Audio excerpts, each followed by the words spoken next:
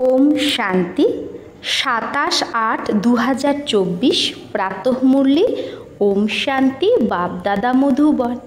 बाबा बोलेছে मीठे बच्चे चैतन्य अवस्थाय थेके बाबाके याद करते हबे। चैतन्य अवस्थाय थेके बाबाके याद करते हबे। शून्य अवस्थाय चले जावा बा घुमानो এটা কোনো যোগ না। তাহলে যোগ করতে গেলে সদা অ্যাক্টিভ হয়ে যোগ করতে হবে। প্রশ্ন, তোমাদের চোখ বন্ধ করে বসতে কেন মানা করা হয়? কেন আমাদের চোখ বন্ধ করে যোগ করতে মানা করে? উত্তর, যদি তোমরা চোখ বন্ধ করে বসো তো দোকানের সারা জিনিসই চোর চুরি করে নিয়ে যাবে। মায়া চোর বুদ্ধিতে কিচ্ছু ধারণা হতে দেবে না। চোখ বন্ধ করে যোগে বসলে ঘুমও চলে আসবে, বুঝতেই পারবে না যে আমার ঘুম চলে এসেছে। তাই চোখ খুলে বসতে হয়। কাজকর্ম করতে বুদ্ধি দিয়ে বাবাকে ইয়াদ করতে হবে। এতে হঠযোগের কোনো ব্যাপার নেই যে চোখ বন্ধ করে করতে হবে বা আসন করে বসতে হবে, এরকম না, হঠযোগ না। কাজকর্ম করতে বুদ্ধি দিয়ে বাবাকে ইয়াদ। ওম শান্তি। রুহানি বাবা বলে বাচ্চাদের, ব্রহ্মা বাবাও তো বাচ্চা না? যত দেহধারী আছে সবাই বাচ্চা। তো রুহানি বাবা আত্মাদের বলে আত্মাই হলো মুখ্য। এটা তো ভালো করে বোঝো। এখানে যখন তোমরা সামনে বসো তো এই রকম না যে শরীর থেকে ন্যাড়া হয়ে গুম হয়ে যাবে। বাবা বলছে বাবার সামনে যখন তোমরা বসবে তো এরকম না শরীর থেকে ন্যাড়া হয়ে গুম হয়ে যেতে হবে। শরীর থেকে ন্যাড়া হয়ে গুম হয়ে যাওয়া এটা কোনো ইয়াদের যাত্রার অবস্থা না। এখানে তো সুজাগ হয়ে বসতে হবে, একদম জাগ্রত অবস্থায় বসতে হবে। চলতে ফিরতে উঠতে বসতে নিজেকে আত্মা ভেবে বাবাকে ইয়াদ করতে হবে। বাবা এই রকম বলে না যে এখানে বসে বেহোশ হয়ে যাও। এই রকম অনেকেই বসে বসে গুম হয়ে যায়, মানে বলে আমি ধ্যানে চলে গেছি, আমি শূন্য হয়ে গেছি। কিন্তু বাবা বলে তোমাদের তো সুজাগ হয়ে বসতে হবে আর পবিত্রও হতে হবে। পবিত্রতা ছাড়া ধারণা হবে না, কারো কল্যাণ করতে পারবে না, কাউকে বলতে পারবে না বাবার কথা। তাই পবিত্রতা মাস্ট। পবিত্র হলে তবেই ধারণা হবে, অন্যকেও বলতে পারবো। নিজে পবিত্র যদি না থাকো আর অন্যকে বলো পবিত্র হতে, তাহলেও তো পণ্ডিত হয়ে গেলে। মিয়া মিট্টুও হলে চলবে না। মিয়া মিট্টু মানে যে আমি খুব সমাজদার, খুব বুঝি, আর নিজে করছি না। তাই বাবা বলছে তাহলে ভেতরে বিবেক খেতে থাকবে। এই রকম ভেবো না আমি শূন্যে চলে যাই যোগ করতে করতে, চোখ বন্ধ হয়ে যায়, এটা কোনো ইয়াদের অবস্থা না। এতে চৈতন্য অবস্থায় থেকে বাবাকে ইয়াদ করতে হবে। ঘুমানো কোনো ইয়াদ করা না। বাচ্চাদের অনেক পয়েন্ট বোঝানো হয়। শাস্ত্রে দেখায় সাধ্বী ভূমিকা মে চলে যাতে হে, যে কোথায় চলে যায় শাস্ত্রে দেখায়, 7 আসমানের উপরে। তো সে দুনিয়া পাতাই নেই তার, দুনিয়ার থেকে অনেক ওপরে চলে যায়। কিন্তু তোমাদের তো দুনিয়া কা পাতা হে না, দুনিয়াটা তো জানি। এটা হলো ছি ছি দুনিয়া। বাবাকে কেউ জানে না। যদি বাবাকে জানে তো সৃষ্টি চক্রকেও জেনে যাবে। বাবা বলে এই চক্র কি করে ঘোরে, মানুষ পুনর্জন্ম কিভাবে নেয়। সত্যযুগে ভলে বড় আয়ু হয় 150 বছর, তাও বদসুরত হয় না। যে 150 বছর হলেও চেহারা খারাপ হয় না। বাকি সন্ন্যাসীদের তো হলো হঠযোগ, চোখ বন্ধ করা, গুহায় বসে বসে বদসুরত হয়ে যাওয়া। চোখ বন্ধ করে গুহায় বসে বসে কীরকম চেহারা হয়ে যায়। তোমাদের তো বাবা বলে গৃহস্থ ব্যবহারের থেকে সুজাগ থাকতে হবে। শূন্যতে চলে যাওয়া এটা কোনো অবস্থা নয়। ধান্দা আদিও করতে হবে, আবার গৃহস্থ ব্যবহারও সামলাতে হবে। শূন্যতে যেও না, যে আমি সব কিছু ছেড়ে দিয়ে শূন্য অবস্থায় চলে গেছি, এরকম না। কাম কাজ করতে বুদ্ধি দিয়ে বাবাকে याद করতে হবে। जरूर काम करेंगे, आँखें खोल कर करेंगे ना, তাহলে কাজ তো আর তুমি চোখ বন্ধ করে করবে না, চোখ খুলেই করবে। ধান্দা আদি সব কিছু করতে থাকো, বুদ্ধি যোগ বাবার সাথে যেন থাকে, এতে গাফিলতি করো না। দোকানে বসে চোখ বন্ধ হয়ে যদি যায়, হ্যাঁ, দোকানে বসে তুমি চোখ বন্ধ করে বাবাকে याद করছো, তো কেউ যদি তোমার জিনিসই নিয়ে যায় আর তুমি না জানতে পারো, এটা কোনো অবস্থা না। আমরা দেহ থেকে ন্যাড়া হয়ে যাই। এগুলো তো সব হঠযোগীর কথা। হঠযোগীরা বলে যে আমি দেহ থেকে ন্যাড়া হয়ে যাই, ঋদ্ধি সিদ্ধি বালে এগুলো করে। বাবা তো ভালোভাবে বসে বোঝায়, এতে চোখ বন্ধ করো না। বাবা বলে মিত্র সম্বন্ধী কে जो बैठ याद करते हो, বাবা বলে তুমি বসে বসে বাবাকে याद করার বদলে যে মিত্র সম্বন্ধীকে याद করছো, এগুলো সব ভুলে যাও। এক বাবাকেই याद করতে হবে। বাবা ছাড়া আর কেউ পাপ কাটাতে পারবে না। বাবা বলছে ইয়াদের যাত্রা না হলে তোমার পাপও কাটবে না। ভোগ নিয়ে যায় সূক্ষ্মবতনে গুম হয়ে যায়। আমরা ভোগ নিয়ে সূক্ষ্মবতনে যাই না, তো এতে কি হয়? যতটা সময় সেই সূক্ষ্মবতনে থাকবে ততটা সময় বিকর্ম বিনাশ হবে না। শিব বাবাকে তো ইয়াদ করতে পারবে না, না তখন তখন তো তোমরা সূক্ষ্মবতনে সাক্ষাৎকারের মতো পাঠ চলে না, বাবার বাণী শুনতে পারবে তখন, তো লোকসান হয়ে যায়। কিন্তু এটা ড্রামায় সেট আছে, তাই যায় সূক্ষ্মবতনে ভোগ লাগাতে, কিন্তু সেটাতে বিকর্ম বিনাশ হয় না। তারপরে ওখান থেকে এসে আবার মুরলি শোনে। তাই বাবা বলে যাও সূক্ষ্মবতনে যাও, ভোগ লাগাও, ফড়া নাও, আর ঝট করে চলে আসো। बैठो नहीं, বসো না, ওখানে বসে যেও না। খেল পাল করনা বাবা ने बंद कर दिया है।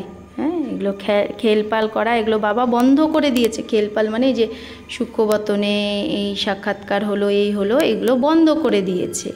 ये भी घूमना फिरना रुलना हुआ ना, এগুলো ঘুমনা ফিরনা রুলনা এইটাই হলো। ভক্তি মার্গে রুলনা পিটনা অনেক হয়েছে, কারণ অন্ধকার মার্গ ছিল। মীরা ধ্যানে বৈকুণ্ঠে চলে যেত, সেটা কি যোগ বা পড়া থরেই ছিল? মীরাও তো ধ্যানে বৈকুণ্ঠে চলে যেত, স্বর্গের সাক্ষাৎকার করতো, তো সেটা কি যোগ হলো না পড়া হলো? কিছুই না। তো তার কি সদ্গতি হলো? স্বর্গে যাওয়ার যোগ্য হলো? জন্ম জন্মান্তরের পাপ কাটলো ওই সাক্ষাৎকারে? কিচ্ছু না।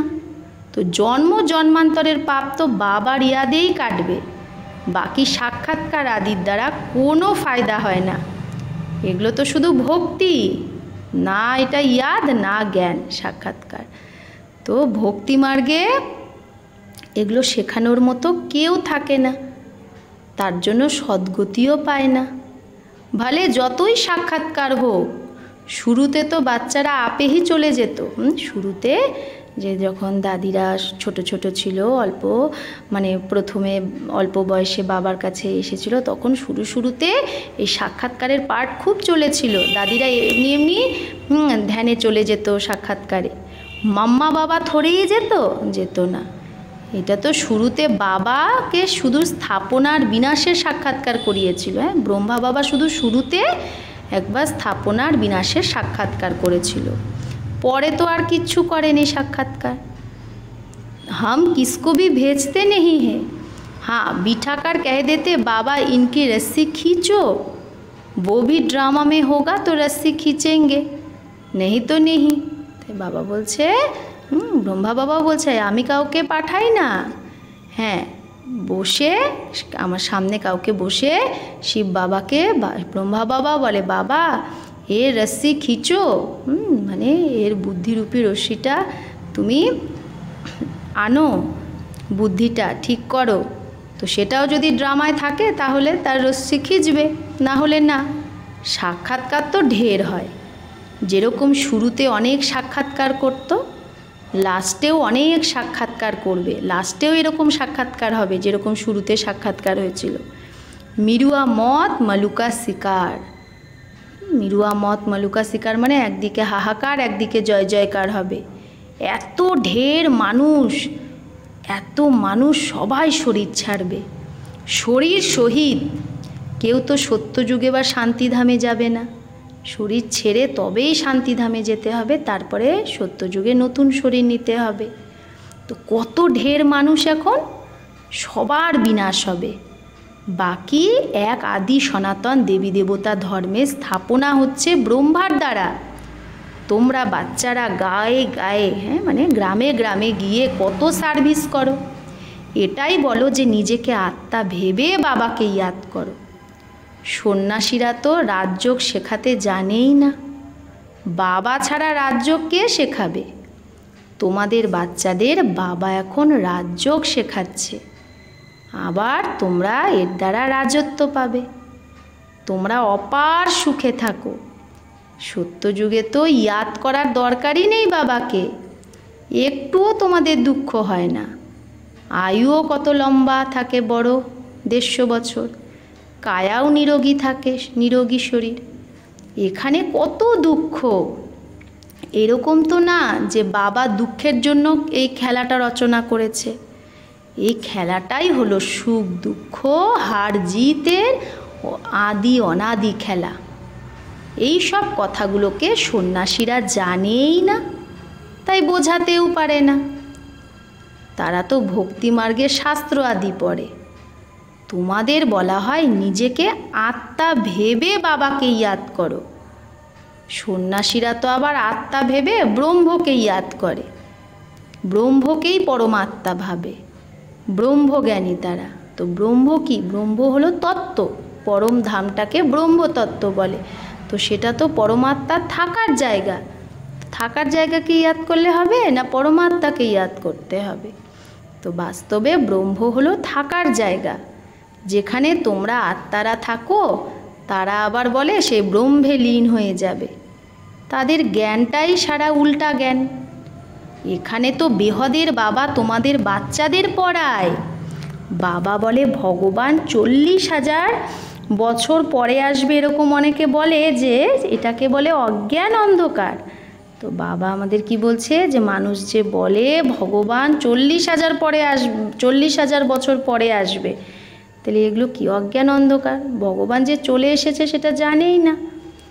বাবা বলে নতুন দুনিয়া স্থাপনা আর পুরানো দুনিয়ার বিনাশ করছি তো আমি স্থাপনা করছি, আর বিনাশ তো সামনে দাঁড়িয়ে আছে।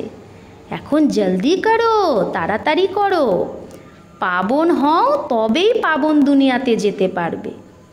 এই পুরানো দুনিয়া তো তমপ্রধান দুনিয়া। লক্ষ্মীনারায়ণের রাজ্য থরেই এটা। তো লক্ষ্মীনারায়ণের রাজ্য তো নতুন দুনিয়ায় ছিল, এখন নেই।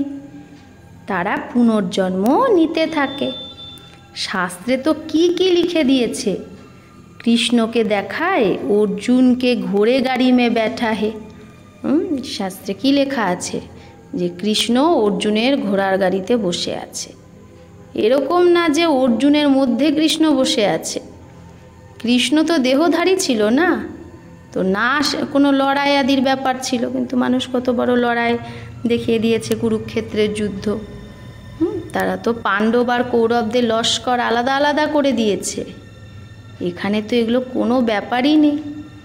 ভক্তিমার্গের অথা শাস্ত্র, সত্যযুগে এগুলো হয় না।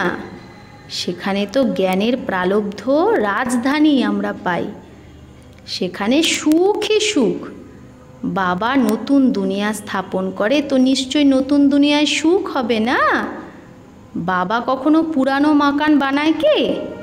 বাবা নতুন মাকানই বানাবে। সেই দুনিয়াকে কি বলে? শতপ্রধান দুনিয়া বলা হয়। এখন তো সবাই তমপ্রধান, অপবিত্র হয়ে গেছে। পরায়ে রাজ্য রাবণ রাজ্যে মে ব্যাঠে হে। এখন পরের রাজ্যে বসে আছে। পরের রাজ্য কি? রাবণ রাজ্যে আমরা বসে আছি। রাম তো বলা হয় শিব বাবাকে। রাম রাম বলে রামের নামে দান করে না, এখন কোথায় রাম, কোথায় শিব বাবা? মানুষ রাম মানে ওই ত্রেতা যুগের শ্রীরামচন্দ্র ভাবে, তো বাবা বলে এটা তো শিব বাবা। শিব বাবার আরেক নাম রাম। এখন শিব বাবা তোমাদের বাচ্চাদের বলে মাম একম ইয়াদ করো, এক আমাকেই ইয়াদ করো, যেখান থেকে এসেছো সেখানেই আবার তোমাকে যেতে হবে, মানে পরমধামে। যতক্ষণ না তুমি বাবাকে ইয়াদ করে পবিত্র হবে না ততক্ষণ ফেরত যেতেও পারবে না। তোমাদের মধ্যেও কোনো বিড়লাই আছে যে ভালোভাবে বাবাকে ইয়াদ করে। টাটা বিড়লা কয়জন হয়? একজনই হয়। তো সেরকমই আমরা কোটি কোটি বাচ্চা বাবার জ্ঞান পেলেও 33 কোটি তো বাবার জ্ঞান পাবো, কিন্তু তার মধ্যেও খুব কমজনই আছে যে ভালোভাবে বাবাকে ইয়াদ করে। এখানে তো মুখ দিয়েও কোনো বলার ব্যাপার না যে শিব শিব বলতে হবে, এরকম তো না। ভক্তিতে যেরকম রাম রাম মুখ দিয়ে বলে, কেউ যদি না বলে তো ভাববে এ তো নাস্তিক, রাম রাম মুখেই আনে না, কত আওয়াজ করে গায়। যত ঝাড় বড় হয় তত ভক্তি সামগ্রীও দিন প্রতিদিন বড় হতে থাকে। বীজ কত ছোট হয়, আসলে পরমাত্মা কত ছোট বীজ রূপ, কিন্তু তার পূজা অর্চনার জন্য কত বিস্তারে চলে গেছে মানুষ। তুমকো কোই চিজ নেই, কোই আওয়াজ নেই। বাবা বলছে আমাদের না কোনো জিনিস আছে ভগবানকে ডাকার, আর না কোনো আওয়াজ আছে। শুধু বাবা বলে নিজেকে আত্মা ভেবে বাবাকে ইয়াদ করো, মুখ দিয়ে কিচ্ছু বলতে হবে না। লৌকিক বাবাকেও বাচ্চারা বুদ্ধি দিয়েই তো ইয়াদ করে। আমরা যে লৌকিক বাবাকে ইয়াদ করি, আমরা কি বাবার নাম ধরে ধরে বলে ইয়াদ করি? এমনি বুদ্ধি দিয়ে ইয়াদ করি। বাবা বাবা বসে কেউ বলে থরেই, হ্যাঁ, নিজে লৌকিক বাবাকে বাবা বাবা বলে এরকম করে কি ইয়াদ করে মনে করে না? এমনি বুদ্ধিতে থাকে। তোমরা এখন জানো আত্মাদের বাবাকে। আত্মারা তো সব ভাই ভাই, আত্মাদের কোনো নাম হয় না, বাকি শরীরের নাম হয়, আর সেই নামটাই বারবার চেঞ্জ হয়। শরীরও চেঞ্জ হয় তো নামও চেঞ্জ হয় শরীরের। আত্মা তো আত্মাই থাকে, আর বাবা হলো পরম আত্মা, তার নাম শিব। বাবার এই একমাত্র আত্মার নাম হয় শিব, কারণ বাবার কোনো শরীরই নেই। বাবা বলে আমারও যদি শরীর হয় তাহলে আমাকেও তো পুনর্জন্মে আসতে হবে, তোমাদের তাহলে সদ্গতি কে দেবে? ভক্তিমার্গে আমাকে স্মরণ করে, ইয়াদ করে।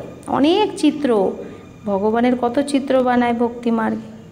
এখন তোমরা নরকবাসী থেকে স্বর্গবাসী হচ্ছ না? আমরা এখন নরকবাসী থেকে কি হচ্ছি? স্বর্গবাসী। জন্ম তো আমরা নরকেই নিয়েছি, আর মরেঙ্গে স্বর্গকে নিয়ে, কিন্তু মরবো এখন কিসের জন্য? স্বর্গে যাওয়ার জন্য। তো স্বর্গ কি উপরে? স্বর্গ তো এই ভারতেই ছিল। এখানে তোমরা এসেছো স্বর্গে যাওয়ার জন্য। যেরকম কোনো ব্রিজ আদি বানায় না, তো প্রথমে ফাউন্ডেশন সেরিমনি করে নেয়, ভূত পূজা করে না, তারপরে ব্রিজ বানায়। স্বর্গে স্থাপনার উদ্ঘাটন অর্থাৎ ফাউন্ডেশন সেরিমনি বাবা করে দিয়েছে, এখন প্রস্তুতি হচ্ছে, তৈরি হচ্ছে ব্রিজটা। मकान बनने में टाइम लगता है क्या? मकान बनाते टाइम लगे? गवर्नमेंट करने पर आए तो 1 मास में मकान खड़ा कर ले। गवर्नमेंट যদি করতে চায় 1 মাসে মকান দাঁড় করিয়ে দিতে পারে বানিয়ে। বিদেশে তো মকান একদম রেডিমেড তৈরি পাওয়া যায়। স্বর্গে তো খুব বিশাল বুদ্ধি শতপ্রধান হয়, সায়েন্সের বুদ্ধিও ওখানে তীখা হয়। স্বর্গে ঝটাঝট মহল তৈরি হয়ে যাবে, ঝট বানাতে যাएंगे। ঝটাঝট কি হতে থাকবে? ওখানে মহল তৈরি হতে থাকবে। ওখানে সায়েন্সেরও তো সায়েন্টিস্টদেরও একদম তীক্ষ্ণ বুদ্ধি হবে, শতপ্রধান বুদ্ধি। মকান মে জরিদ ভি लगती जाएगी, তো মকানে হীরা জড়িত, সোনা জড়িত এরকম হবে। সোনা হীরা জড়িত মকান হবে। আজকাল ইমিটেশন দেখো কত তাড়াতাড়ি বানায়, আর ইমিটেশন তো এখন রিয়াল সোনার থেকেও বেশি চমকায়। আর আজকালকার মেশিন দিয়ে তো ঝট করে বানিয়ে দেয়। আর সত্য যুগে মকান তৈরি হতে দেরি লাগে না, সাফাই আদি হোনে মে টাইম লাগতা হে। এই যে কলিযুগটা সাফাই হতেই টাইম লাগে। এত পুরো বড় দুনিয়ার বিনাশ হবে তো টাইম লাগবে না, কিন্তু বিনাশের পর স্থাপনা হতে ঝটাঝট হয়ে যাবে মকান। এরকম না যে সোনার দ্বারিকা সমুদ্র থেকে বের হয়ে আসবে, এরকম না। तो बाबा बोले खाओ पियो भलो भल सिर्फ बाप को याद करो। बाबा बोलছে তুমি খাও দাও ঘোরো ফেরো কিন্তু বাবাকে ইয়াদ করতে থাকো, তবেই বিকর্ম বিনাশ হবে, না হলে আর কোনো উপায় নেই পাপ নাশ করার। জন্ম জন্মান্তর এই গঙ্গা স্নান করে এসেছো তুমি, কিন্তু কারো মুক্তি জীবন মুক্তি হয়নি। কেউ মুক্তি জীবন মুক্তি পেয়েছো? কেউ পাওনি। এখানে তো বাবা পাবন হওয়ার যুক্তি বলছে।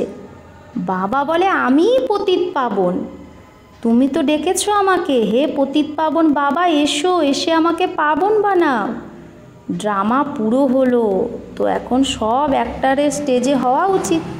বাবা বলছে নাটকটা এখন শেষ হচ্ছে, তাহলে কি সব অ্যাক্টারের এই স্টেজে পৌঁছে যাওয়া উচিত না? ক্রিয়েটারও হওয়া উচিত।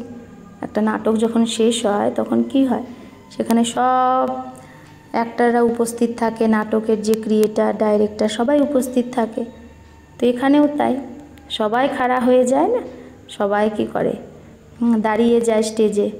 তো এটাও এরকম, সব আত্মারা যখন চলে আসবে পরমধাম থেকে, তারপরে আবার বাপিস যেতে হবে। এখন তোমরা তৈরি হওনি, কর্মাতীত অবস্থায় হয়নি তোমাদের, তাহলে বিনাশ কী করে হবে? কর্মাতীত মানে কি, যে কর্ম করতেও কর্মের কোনো প্রভাব পড়বে না, শুধু বাবার ইয়াদ থাকবে। তো এই অবস্থা হয়নি, তাই বিনাশও হচ্ছে না। বাবা আসেই তোমাদের নতুন দুনিয়ার জন্য পড়াতে। সত্যযুগে কাল হয় না, তোমরা কালের ওপর জিত পাও। কে জিত পাওয়ায়? কালেরও কাল, মহাকাল। বাবা আমাদের কালের উপর জিত পাওয়া শেখাচ্ছে। वो कितने को साथ ले जाते हैं, বাবা কতজনকে সাথে নিয়ে যায়। তোমরা তো খুশি খুশি যাও, এখন বাবা এসেছে সবার দুঃখ দূর করতে, তাই বাবার মহিমা গায় কি, গড ফাদার লিবারেট করো দুঃখ থেকে, শান্তিধাম সুখধামে নিয়ে চলো। কিন্তু এটা তো মানুষ জানেই না যে এখন বাবা স্বর্গে রচনা রচ্ছে। তোমরা স্বর্গে যাবে, সেখানে ঝাড় খুব ছোট হবে। যখন আমরা সত্যযুগে যাব, সেখানে অল্প মানুষ থাকবে, তারপরে বৃদ্ধি পায় ধীরে ধীরে। এখন তো অন্য সব ধর্ম আছে, শুধু ওই আসল ধর্মটাই নেই, আদি সনাতন দেবী দেবতার ধর্ম। নাম রূপ রাজাই আদি সব বদলে যায়। প্রথমে ডবল তাজ, তারপরে সিঙ্গেল তাজ বলে হয়। সত্যযুগ আমাদের ডবল তাজ থাকবে, একটা রাজ্যভাগ্যের তাজ আর একটা পবিত্রতার তাজ। আর সত্যযুগে আর দাপর যুগ থেকে পবিত্রতার তাজটা থাকবে না, সিঙ্গেল তাজ।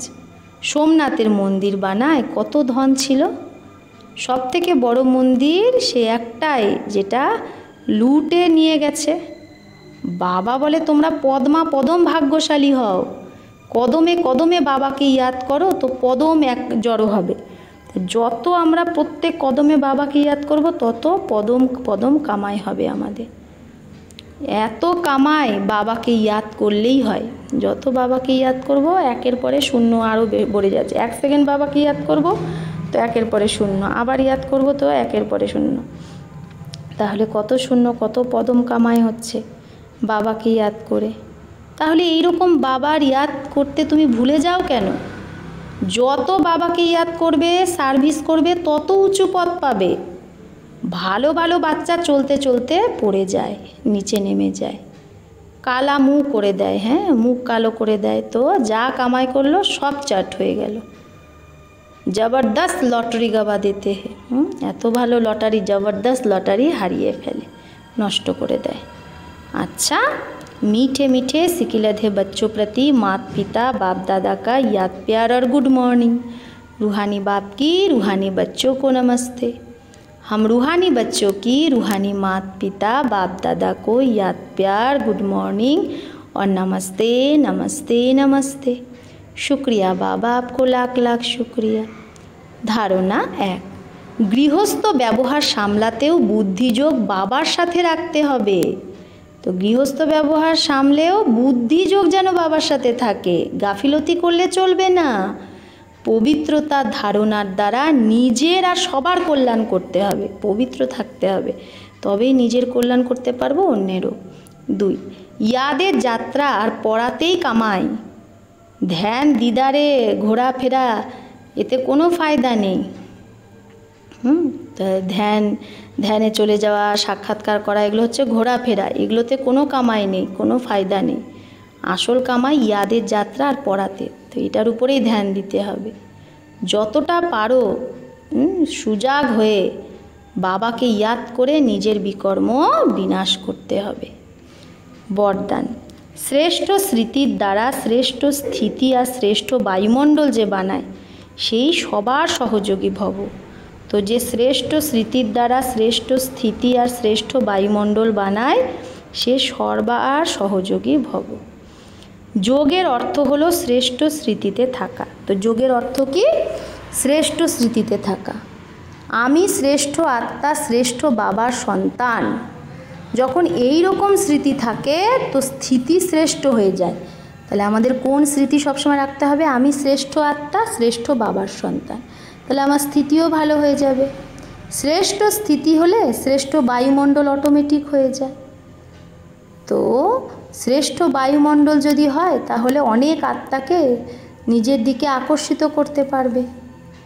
যেখানে তোমরা আত্মারা যোগে থেকে কর্ম করবে সেখানকার বাতাবরণ বায়ুমণ্ডল অন্যকেও সহযোগ দেবে। আমরা যদি যোগে থেকে কর্ম করি তাহলে আমাদের সেই বাতাবরণ বায়ুমণ্ডল অন্য আত্মাকেও সহযোগিতা করবে। এই রকম সহযোগী আত্মাই তো বাবার আর বিশ্বের সবার প্রিয় হয়ে যায়। তো এইরকম যদি আমরা আমাদের শ্রেষ্ঠ স্থিতির দ্বারা আত্মাদের সহযোগ করি তাহলে আমরা বাবারও প্রিয় হব, বিশ্বের সবার প্রিয় হব। স্লোগান, অচল স্থিতির আসনে বসলেই রাজ্যের সিংহাসন পাবে। তো অচল স্থিতির আসনে যদি আমরা বসি তাহলেই আমরা রাজ্যের, সত্যযুগের রাজ্যের সিংহাসন পাবো, রাজ্য সিংহাসন। তো অচল স্থিতির আসনে বসতে হবে, হ্যাঁ, হলচল হলে চলবে না। আচ্ছা, ওম শান্তি। ওম।